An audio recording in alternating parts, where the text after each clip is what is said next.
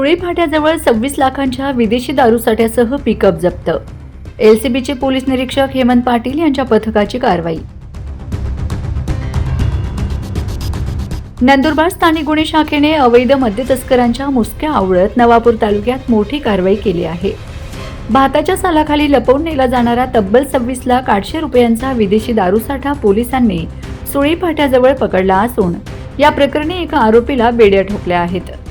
स्थानिक गुन्हे शाखेला गोपनीय बातमीदारामार्फत माहिती मिळाली होती की एका बोलेरो पिकअपमधून मोठ्या प्रमाणात विदेशी मद्याची तस्करी होणार आहे।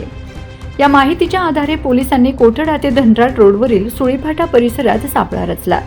संशयास्पद वाटणारे MH06 BW 4454 क्रमांकाचे वाहन येताच पोलिसांनी त्याला अडवले। तस्करांनी पोलिसांची नजर चुकवण्यासाठी अत्यंत चतुराईने दारूची लपवाछपवी केली होती।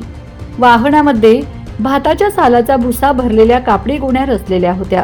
मात्र पोलिसांनी बारकाईने तपासणी केली असता या गोण्यांच्या खाली रॉयल ब्ल्यू माल्ट विस्कीच्या तब्बल 198 पेट्या मिळून आल्यात। या कारवाईत एकूण मुद्देमाल 26,800,000 रुपये, दारूसाठा व बोलेरो पिकअपसह माल जप्त केला। एक संशयित शिवाजी बाबूलाल चौधरी वय 29 राहणार बेटावत तालुका शिंदखेडा जिल्हा धुळे याला अटक केली। नवापूर पोलीस ठाण्यात गुन्हा दाखल करण्यात आला असून या तस्करी मागे मोठे रॅकेट असण्याची शक्यता पोलिसांनी वर्तवली आहे।